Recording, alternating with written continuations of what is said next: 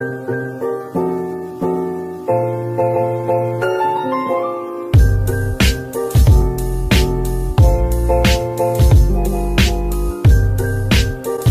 back to the 4th episode of the Groff Show podcast.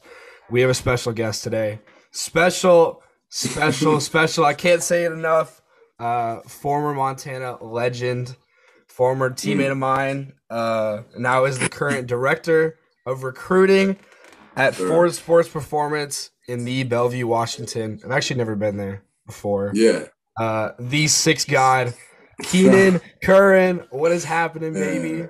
Man, what is that, man? You throw that legend word out, man. There's some guys that are doing some things. I'm kind of getting erased there, but it's all good, man. It's legend, bro.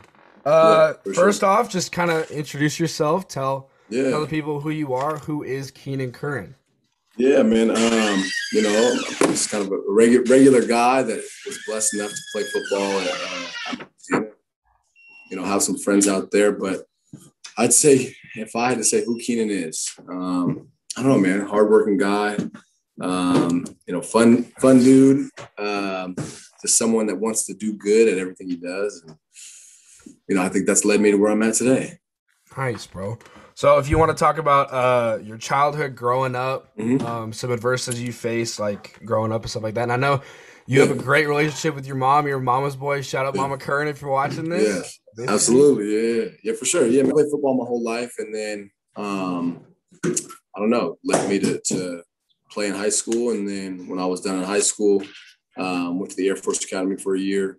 After that, came back and transferred over to Montana. And that's kind of where I would say my football journey kicked off, like really, really, really kind of solidified who I am in the game. So some of the sacrifices, man, obviously growing up, I'm the youngest of four. My mom was a single mom of four, and that in itself is going to drive some sacrifices and just hard times. But she always worked extremely hard. She would work multiple jobs if she needed to.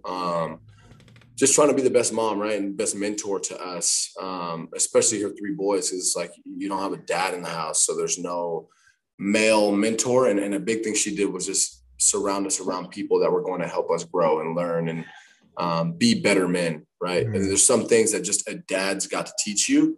And because ours were absent, she had to surround us around guys that she felt like were good role models and mentors. Mm-hmm. Some key sacrifices, I would say, she would work a second job to send me like to camps and stuff like that. So any, camps I wanted to go to, there was obviously contingent upon me getting good grades, right? And I would do yard work to pay for like my high school football camps, and then any external football camps that I wanted to go to, she would work a second job to pay for. So that was huge, right? Like I probably can't thank her enough for that. I mean, all worth it. You got a scholarship offer, free school. Mm-hmm. I mean, geez, that's worth it. Yeah. Next question. Just talk about how you came to UM. I know you came from Air Force. What the Air Force did you maybe not like there? Maybe wasn't your fit that led you to Montana, I guess. Yeah. Actually, man, looking back in hindsight, I really did enjoy my time at Air Force. I think coming from the inner city, if anybody knows what, Federal Way or any probably urban area, it's challenging. And what the Air Force Academy did for me is instill structure and discipline into my life, right? I was kind of like a likable kid in high school, so I could get by by just doing whatever, right? I could get by not doing all my homework and just kind of cracking a smile at the teacher. I could get by not being the hardest working guy in the weight room and just like having a good relationship with the coach where, in the Air Force Academy, there's none of that, right? You diminish your ego. Everybody's got to work hard. You're supporting your teammate. So I love that. I love the discipline that I got from that. Now, on the other side, and I think this is probably the thing that drove me to Montana was the distance. The distance and how locked down it is, right? I mean, my first year, I couldn't talk to my family for the first like 3 or 4 weeks. Yeah, so I didn't have my cell phone, couldn't talk to my family. And then being so far away and not like the restrictiveness of not being able to leave when I want, go home when I want. Like I had to book that pretty much months in advance. And I think I went home like 3 or 4 times the entire school year. So as opposed to Montana, right? 8 hours from home. It's a super easy drive. If it's a 45 to an hour flight, and that was it for me. It was like, hey, just being able to see my family. Nice, dude. So people were probably wondering how we met. Back in, I think, 2017 or something like that. I went to camp my junior year, or even before my junior year. I think it was going into my junior year. You were camp counselor there because you worked the camps like every year. You and Kobe Eaton were the two people that like just you guys were like always have high energy and stuff like that. And then junior day, you spoke at junior day, I think in 2017 too. You might not remember. It was packed. It was like in the Adams Center. I remember it vividly, but it was packed too. And then like the biggest thing that probably drove me here was the camp my senior year. I was like there was like a couple receivers there or whatever. And then there was Jacob Sermon. Shout out Jacob Sermon if you're watching this. Probably not.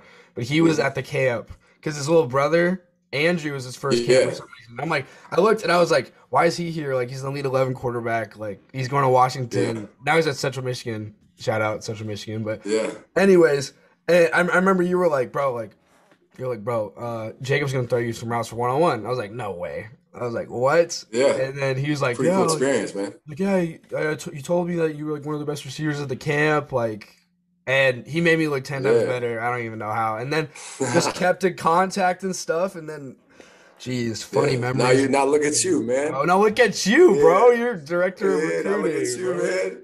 No, but actually, it was crazy. I was actually just sitting in front of Jake's jersey. So Jake, when he played in the Under Armour All-American game, we've got his jersey hung up in the facility. But yeah, man, and I was kind of, when I kind of read a little bit, I looked back on like some of those guys that I feel like that was a unique experience. And maybe led me to where I'm at today with helping kids was like the camp counselor stuff.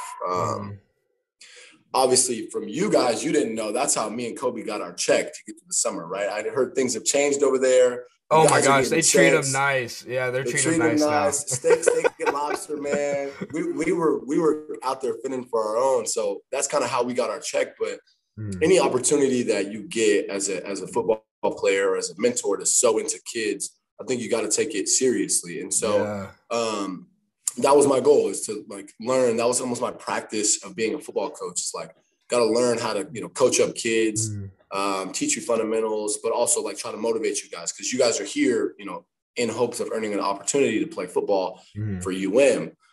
So we're going to teach you how they teach us, but it was cool. I was thinking about, obviously you, guys that stick out, right? Rylan Ort, who unfortunately plays for the other guys, the Kitty Cats.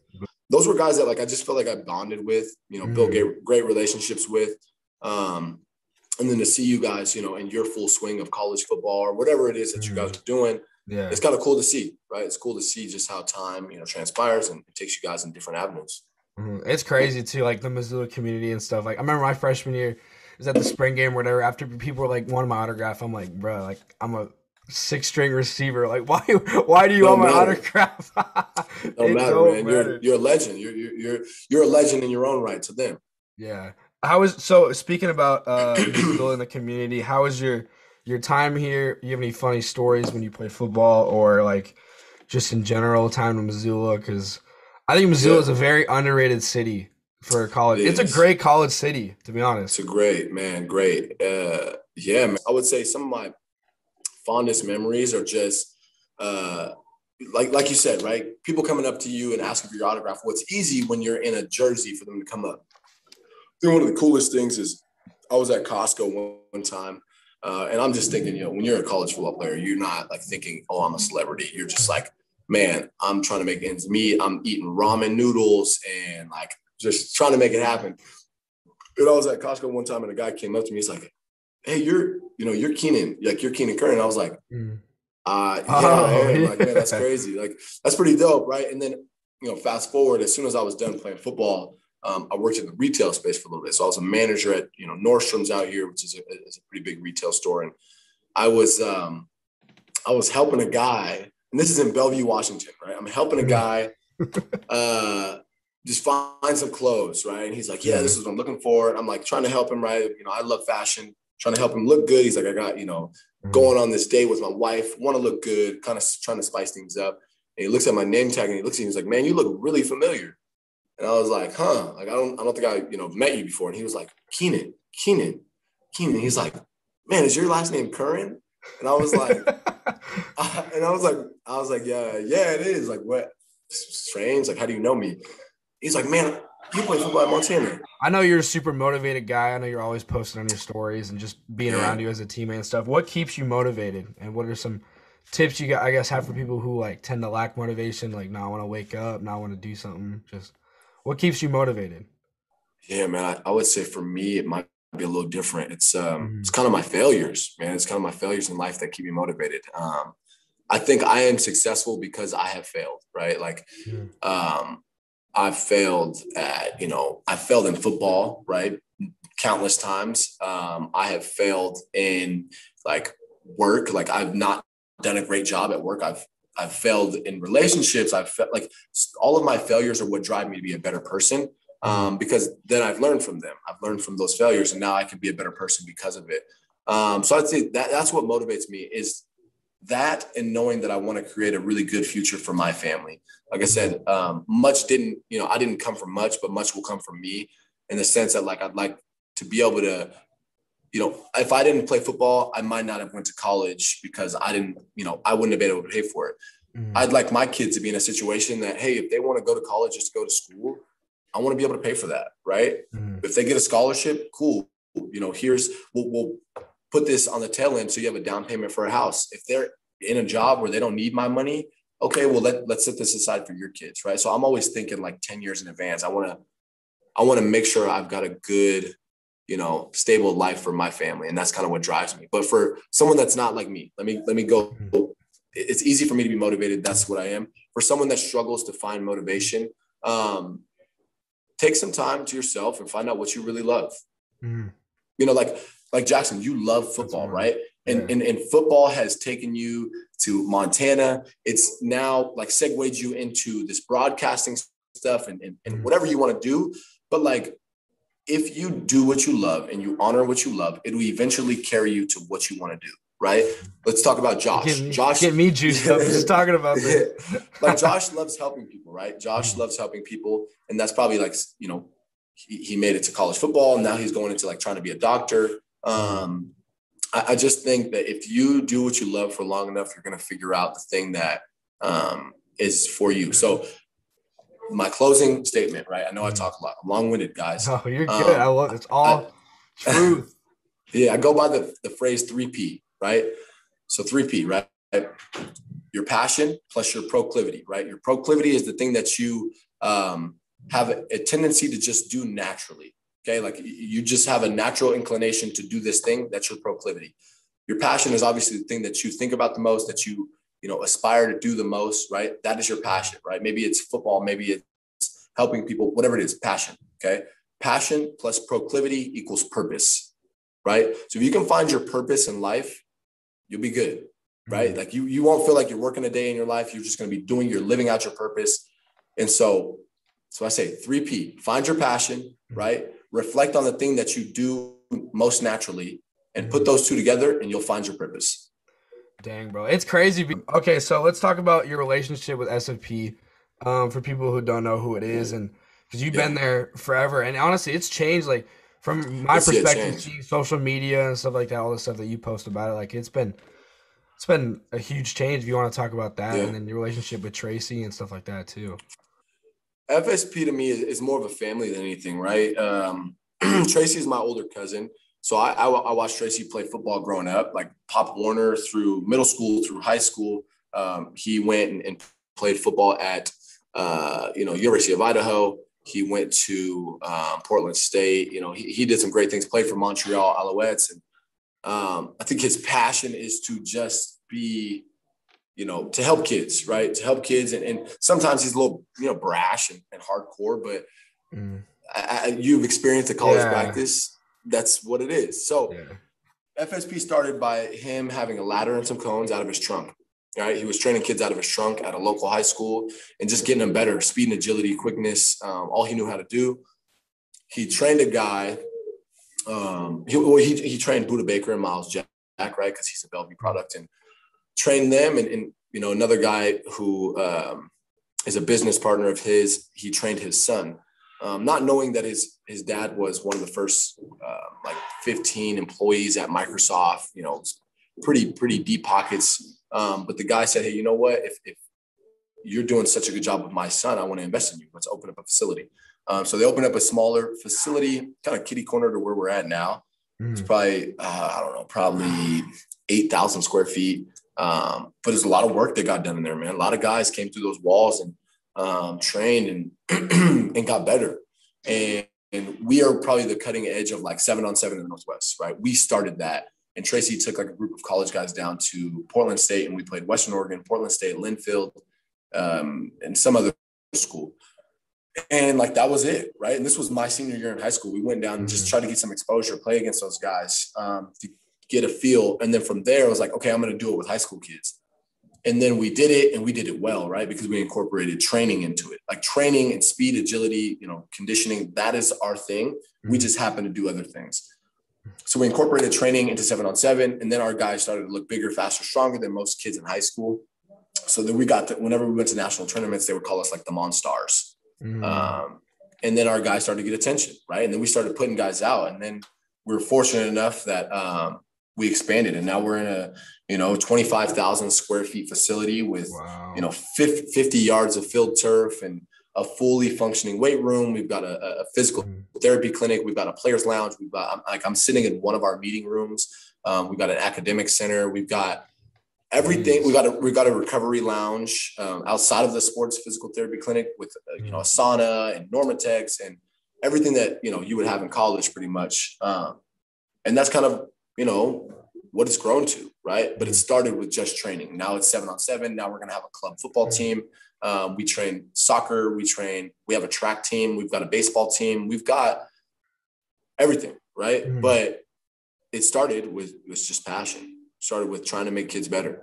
And so I'm fortunate and blessed to work here. I think my role is more so helping kids understand the recruiting process, trying to get kids maximum exposure and having relationships with college coaches. So I talk to Leonard often. I talk to Shan. I talk to, the coaches at Idaho State. Shout out Mike Farrader. I talk to Pat McCann at Eastern Washington. I'm talking to coaches at UW, Cal, Wazoo, all over the place. I just talked to a coach from LSU actually. Wow. So that's my job, man. It's just to build relationships. So when people say, I know there's a stereotype. I've always been a big fan of 7-on-7 because we used to do it in my high school. Excuse me. And then Arizona's big into it too. And there's some people who are like, oh, 7-on-7 is not real football. 7-on-7, you can't get recruited from 7-on-7. It's just a stereotype. I am a personal fan of it, and I think you can. Yeah. What would you say to people who disagree with that statement? Well, I mean, I think, look, hotels didn't like Airbnb. Taxis didn't like Uber, right? That's just is what it is. If something new comes in, people aren't going to like it. But what I can say, is that it's tremendous help for one, exposure, two, reps. But I think it is it's a recruiting tool. It's an off-season tool. It's not 11-on-11 tackle football, and I think we know that. But for an interim space to introduce spring football in the state of Washington and the Northwest, it's been huge. So I'm a fan of it. I think it can improve your recruiting. I'm not necessarily thinking that it will get kids offers. I've seen it happen. Yeah. But I think ultimately what it does is give kids live reps. And then it was a segue into what it will be now, club football. Got you. So what's your favorite 7-on-7 play to run? Because I know you coach a little bit, but I do. It's called 95 Z post. So let me see if I might have it in my notes here, and I'll show you. And it is. So let's see if I can show you guys. There we go. So pretty much, right, we got our under the Sam over the mic. We've got our backside. So this backside here would now be a post, deep post. You got this slot over here pulling your safety away, and then you've got your check down. Either if you're choosing, if you're choosing this side, sorry, I know you guys can't see. If you're choosing this side, you got your check down, right? This is kind of a hot read. If you've got man coverage with no safety over top, you can take that shot. Dang. Yeah, man. That's awesome. So we try to run real concepts that will be ran in games, but it's hard when you're throwing the ball every play. Yeah. I'm doing a call right now. What's up? You want to see Trace with his do-rag? Trace, you want to hop on this call? Oh, gosh. This is my guy in Montana. This is the Tracy that's Ford. good. You guys got to see a special appearance. He's got his velvet durag on. Yeah, you're going to make the call. The legend. Hey, congrats on the dub on Sunday. And he said congrats on the dub. Yeah, we Wow. did. So what? Emergency meeting at 1? No. At what? 11. All right. That gives me 30 minutes. Oh, yeah. Perfect. Oh, they got Cade Bodine. Oh, my. You guys are getting the inside scoop here. Okay. Obviously, we're coming off of breaking news.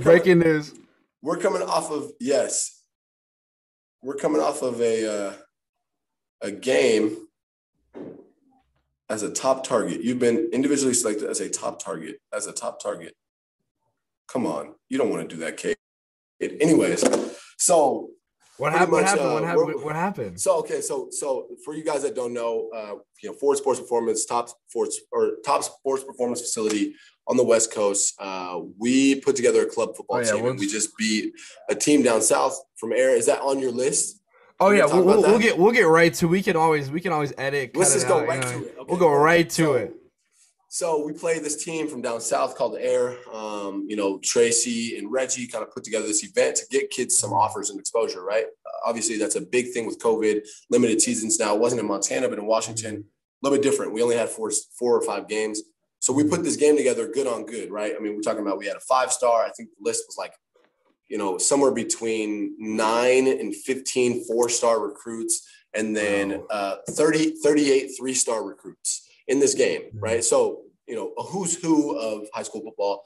And we put it on, and we had a star-studded, sideline. We had Bobby Wagner, KJ Wright, Richard Sherman, Cliff Averill, some of the guys that are in college that are going to be some big names coming up. And we put it on, and we ended up winning, right? Ford Sports, obviously. We are the best. Was it close, was it? It was 35-14, so we, 21 them. Okay. And so it was a pretty big deal. We beat them. And now we're looking towards next spring to do something similar like that. So from that game, we have had nine individuals get scholarship offers. Not 9 individuals get scholarship offers. I think it's somewhere in the number of like 15 scholarship offers. 5 of them, it was their first offer, right? So it's a pretty big deal in terms of changing someone's life. But right now they're trying to, get their wheel spinning. They're trying to get guys early. They're trying to select their team. So that's what that's about. So they're already recruiting for next year? They're already recruiting. Wow. They're already recruiting, but it's all right because people come back. People come back home. They're going to come back, right? You're going to either be with the pros or you're going to be with the Joes. Did you ever watch that show, Pros vs. Joes?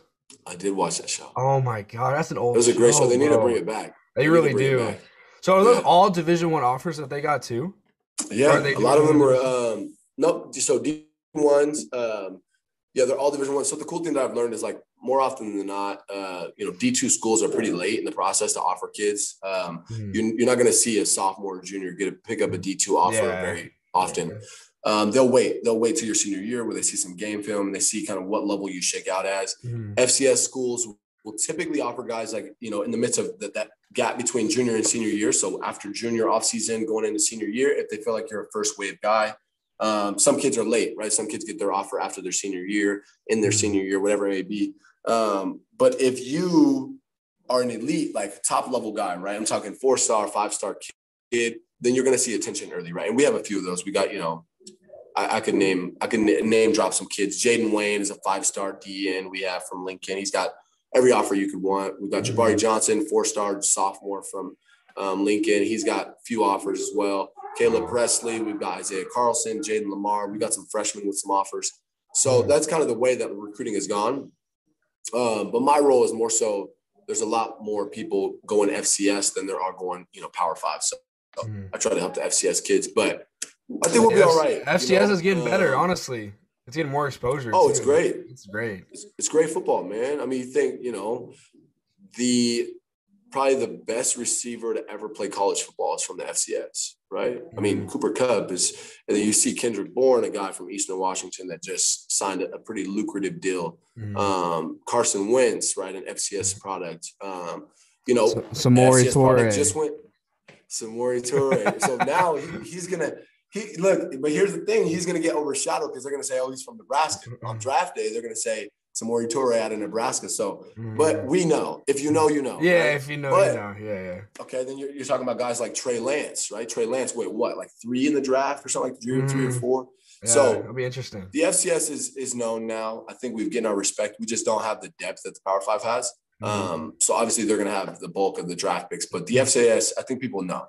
Well, even like Jabril Cox, I don't know if you know who that is. He was like a linebacker from North Dakota State, transferred to LSU his grad year, kind of like Samori, what Samori's doing, and got drafted the second round to the Cowboys. So I mean, obviously like transferring kind of helps, but I mean FCS, I feel like, just here's the thing at any level, a college coach wants to see you play against elite talent. You know what I'm saying? So you get that like bump, like, oh man, he plays in California. He's pretty elite, right? Same thing kind of from an NFL draft scout standpoint. It's like they want to see you play against the best of the best. And so all love to Samori for making the move that he made. I feel like that's probably a good move for him. I don't know if he had much more to prove at the FCS level. I know I would have loved to see him finish his career as a Grizz and, break some records. But from a personal move standpoint, I could understand it and I support him. And, GBR, Go Big Red. You see it. Hey, you see what number he's wearing. I was about to say, did you push him for that number or like what? I didn't. Nah, I didn't, man. He sent me a picture of it and just said, yeah, man, this is what I'm rocking. I said, man, kudos to you. And I think it all goes down to ultimately the guy that inspired me is like Jamal Jones. So he was number 6, man. He's the guy that kind of started that legacy of 6, if you will, right? I don't know if it'll continue, but he's the guy that did it for me. Is that kind of and Drake? Does that kind of like play into it just happened to be stuff or what? It just happened to be Drake. It wasn't so much that was the focus. It was more so, hey, I actually wanted to wear 7, and I want to wear 7. I went to Stack. I'm like, Stack, I want to wear 7. He's like, you're gonna wear 6, and I was like, all right, okay, can't complain. So that started that. Damn. So as the director of recruiting and stuff, I know you guys are doing a huge like recruiting trip coming up. I saw you post about it. Just kind of talk about that and just talk about how that role came to be. And are you doing this like full time right now, or is it part time or? Yeah. So I am doing it full time. This is a salaried position, so I'm fortunate to have a full time job in the midst of a pandemic and one that I love, one that like I said, is around something that I love doing, football. But the recruiting trip. We feel like guys from the Northwest are slept on, to be honest. And I think that goes back to like even someone like myself. I mean, some of the guys that have come out before me, like it was few and far between that you found a kid being a national recruit or a 4 or 5-star recruit in the state of Washington, right? Until guys like Buda Baker, Miles Jack, Jacob Eason, Jacob Sermon, like bursted onto the scene. And now we're like, hey, we've got this momentum. We've got a 5-star DN. Let's take this show on the road and let's bring some of our top recruits, right? So if we could get 7, 8, 9 kids that are like, we feel like are really, really good kids and deserve national attention, let's take them on the road. And we're in a position now where literally this year, we have the number 1 recruit in the country in JT Tuimoloau, right? Like in the class of 21, we trained the number 1 guy in the country. We trained the number 1 quarterback in the country, right? Sam Heward. Yeah. So when you're talking about like, we have it now. We've got the talent. So let's take some of these kids out and show them to these national brands. And let's take them to Alabama. Let's take them to Auburn. Let's take them to Georgia. Let's take them to Texas. Let's take them to Texas Tech. Let's take them to Texas A&M, TCU. Some of these blue bloods, right? That like would be, we're getting those coaches to come out and recruit kids now. And you say, why not, right? Like when other time would these kids be able to fly down and see Alabama? So what do we got? We got time on our hands. So let's fly down there. Let's take them away from their parents a little bit, take them down there with someone that we know the game so we can have conversations with these coaches as opposed to like a parent just dropping your kid off at camp. Like you can't really advocate for your kid because you're a biased parent. I'm unbiased. I love these kids, but ultimately I'm an evaluator of football talent and I can tell a kid, hey, you're good enough to play there or you're not there yet. Yep. That's awesome. So I know we're big college football fans and stuff. What university are you looking forward to like going and seeing that you probably haven't seen before? And then what Yeah. coach are you gonna walk up to? Are you gonna walk up to Nick Saban and shake his hand, or like what's the? Nah. So the thing is in my job, I'm fortunate to have some guys that help me out. Yeah. I think Marcus Griffin is one of them. He played at Bellevue, played at Arizona, played at Central Michigan, and now he's back working. He does a lot of the O-line, D-line stuff. And then a guy that, you guys will know pretty quick. His name's Ryan Clary. As soon as Ryan Clary gets into a college coaching position, or not even a coaching position, a recruiting position, Ryan Clary is going to be a household name. Probably one of the best recruiters that I've ever met. Like that guy, he knows high school football.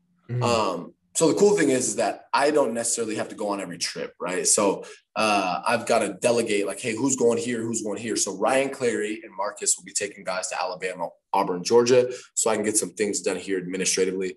And then I will be going on the second leg, which is the Texas tour. So I think I'm probably most excited to see Texas, right? I mean, you talk about like a program that loves football. I mean, everything's bigger in Texas. So to be able to go up and I actually met Coach Sark when he was here at UW. So to be able to go up and shake Coach Sark's hand, maybe, come across, choke, give him an elbow. No, I'm just kidding. But to be able to go and walk up to those guys and have conversations with them and see those facilities, that's going to be awesome. So that's my trip, is the Texas tour. So I'll see TCU, Texas A&M, and Texas. I'm most excited to see Texas. Yeah, that's awesome, bro. So what, I know obviously there's some people out there who are probably wondering like, man, like I'm about to be a senior in college this year, which is insane, blows my mind. And I'm kind of nervous for adulthood. I'm like, I don't know what I'm going to do next. I don't know what job's going to happen. Do you have any tips for people that are scared about adulthood and stuff? And what are some things that you've learned, experience it, and just, Yeah. Don't put too much pressure on yourself, right? Like you're learning, right? It's the same thing as when you started football. Like you're learning, right? You're essentially a freshman coming into a new university. And this is just the university of life. So you got to make mistakes. You got to learn. You got to, figure things out. Like my big thing when I think I first was done was like, I wanted this big name job, right? When I didn't make it to the league, I'm like, oh, I want this huge title that's like super, looks really good to my friends, this big salary. And the thing is like, man, you're at the bottom of the totem pole. Don't put too much pressure on yourself. Go into this as a new experience of learning. They say you don't really hit your professional prime until you're about 35. So keep that in mind, right? Don't put pressure on yourself as a 23-year-old or 22-year-old to be like uber successful. Just learn.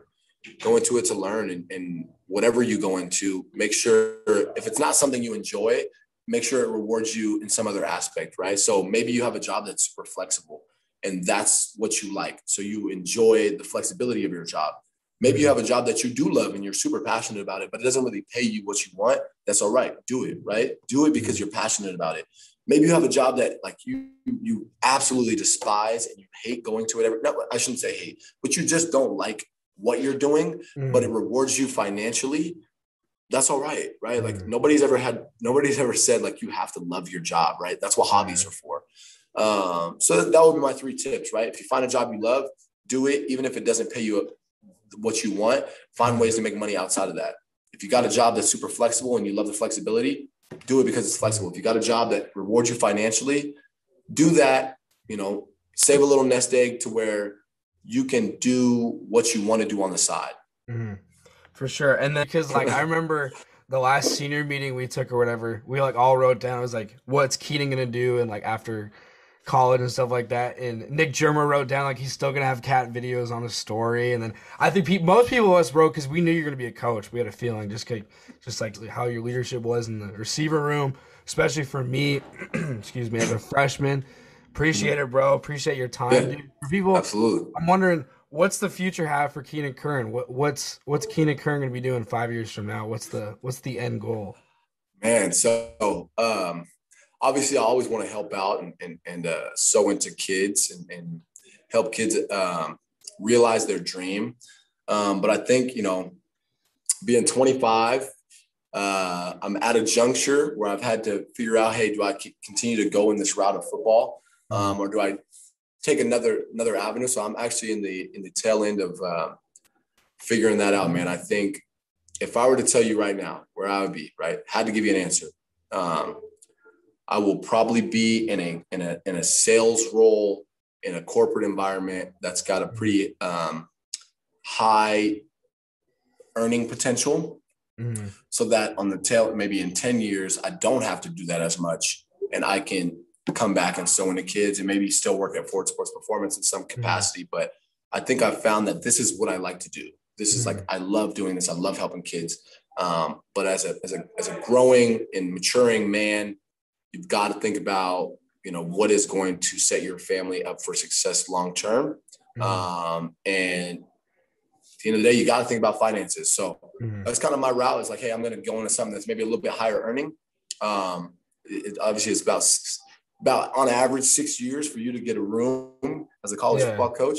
And I don't know if I can wait 6 years. So maybe phasing out of it, but we'll see, right? I can't say. That's just right now. I'm like, hey, I think I'll probably be in some sales role at some company, you know, hopefully fingers crossed, making six figures, and just sewing into kids, man.